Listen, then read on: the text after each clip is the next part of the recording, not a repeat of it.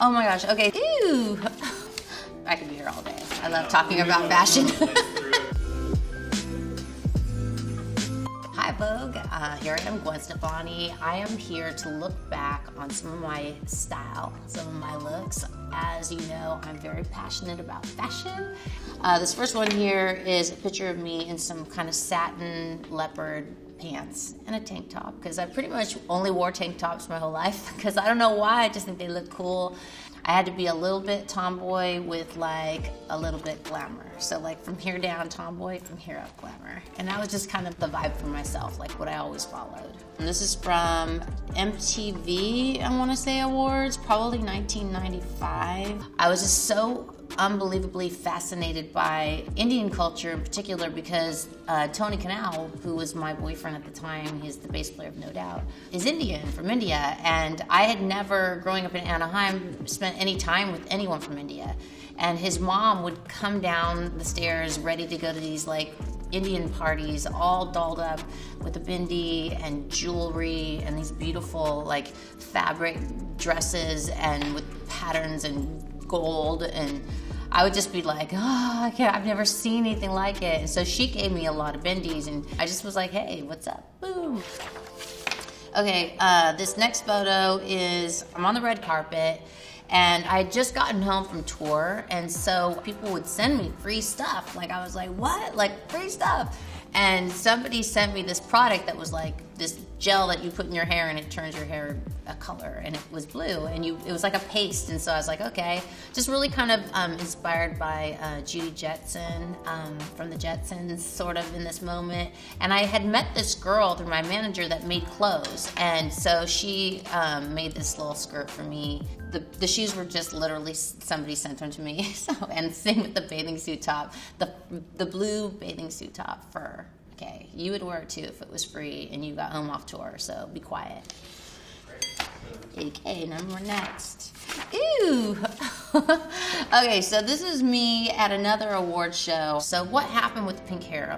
It's so true, like if you go through like a breakup or a really big like change in your life, sometimes you go ahead and change your hair, like to try to like, I don't know, wash whatever those feelings are out of your hair. At that time, there was really only one brand that you could get. It was like Manic Panic. And I wanted my hair like cotton candy, like light pink. And just, I had this vision of what I wanted, and I ended up with like fuchsia pink hair for like a year. So, you know, at that time too, like I didn't have any budgets. I didn't have a stylist.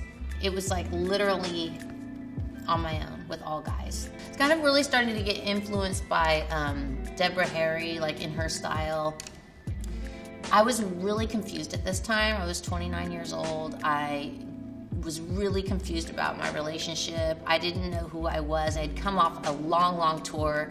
I had gotten famous. I got to buy a house. I got to move out of my parents' house. Like so much had happened, and I think I wrote this record called Return to Saturn, which is really all about assessing your life. And so the pink hair and the braces really like, yeah, that's why, you know what I'm saying? And the braces were like me coming home and being like, you see this money I got?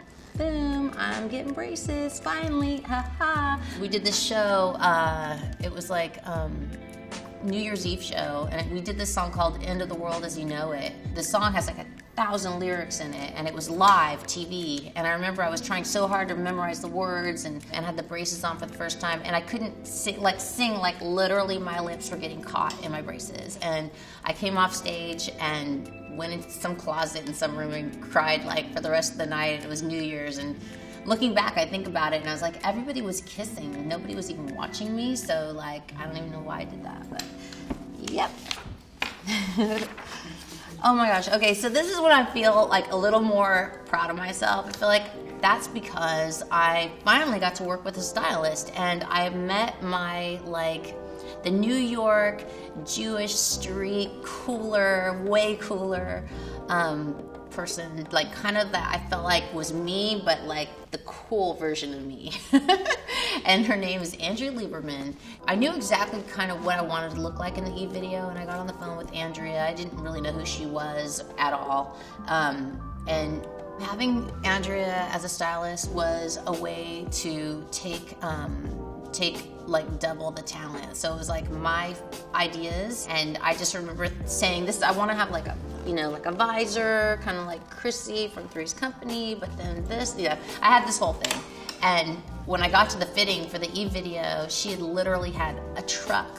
Like, I'd never seen so many clothes in my life. Like, and everything that, like, every idea I had, she had taken it to a whole nother level. She had made custom pants. I'd never had anyone really make me custom pants that actually made me look skinny. I was like, what? She was definitely my soulmate when it comes to fashion, and she taught me so much because I wasn't schooled in fashion. I didn't grow up in New York. I didn't even know who Vivienne Westwood was. Like, I didn't know she did punk. Like, I didn't know any of that because I just wasn't exposed to it in Orange County. But definitely feel like working with Andrea and having a stylist to have access to stuff I didn't even know existed was just taking me to another level as far as being able to, yeah, express myself. Oh, okay. Yeah, this is the cover of Vogue. This is my first Vogue cover. Never thought that would happen. Can't believe still that it did happen. And this was a while ago, so they would do a shoot for like a whole weekend, and you would do a 2-day fitting before the shoot. So it was like an event. And the way it made me feel was like, I was used to having so much control over my look and what I did, and really was quite anti-fashion magazine growing up, because I think as a kid I just felt like I was like alienated. It was like, you can't get that stuff. That's for rich people. Like, that's for you know, those things aren't real. Of course, I was just naive and I didn't know, but what I love about Vogue and what I love about being able to do the cover of Vogue and being able to collaborate with so many talented people along my journey is to learn about art, you know, art through fashion. And I think that this was that experience. Steven Meisel at this time was this really super duper famous photographer. And I was super naive because I'd like heard the name, but I don't know about that world. So I'm just being really honest. Like, I just didn't know. He had not been working for a while, and he's very eccentric, and he had kind of come out of hiding to like do this shoot. And I also got to work with Pat McGrath, who's this famous makeup artist. And I had always done my own makeup, my own hair, my own styling. So I felt like scared that everybody was like taking over and I had no choice.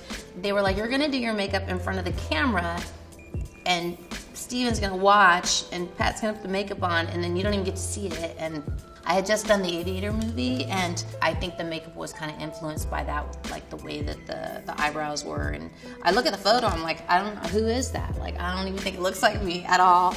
Interesting, they put me in the stripes, which is something that's been like a signature of mine, like along my journey, and still is. So it was an incredible experience, but when the weekend was over, I was like, oh, relieved. An Orange County girl didn't belong there. Like, it was like, what am I doing here? But it was awesome. I love you, Vogue, so much. Okay, how about we talk about The Voice? So I am a coach on The Voice, and this look is something that I begged for. Because, you know, sometimes when you're working and stuff, like, you gotta be creative within a budget. And so that gets frustrating, especially when you get really spoiled, like I am at this point. And I remember I really wanted this corset, and there's amazing designers called the Blondes that do a lot of these beautiful corsets. I work with Rob and Marielle, and they're an incredible team that I've got to work with over the years. And when I stopped working with Andrea because she started her own line, I cried for like 2 days because we weren't gonna work together. But Rob and Marielle have been incredible to work with, and they just really get who I am. And they actually begged the Blondes to make this outfit for me so that I could have it for a performance that I did on The Voice. So there it is, so beautiful. I look at it like I'm always gonna be the same person, and I'm always gonna like the same things, but you can't help but be like, your eyes are opened as you travel and as you get to like collaborate with different people and see things through, you know, whatever lens they're looking through. And even like up until now, like, there's things that I never thought that I could do, or makeup I didn't think I would be able to wear. Like, every single day is a new day. And yes, I think that my style is gonna always evolve, and style definitely reflects, you know, your personality, your mood, and where you're at in your life. and it makes you happy.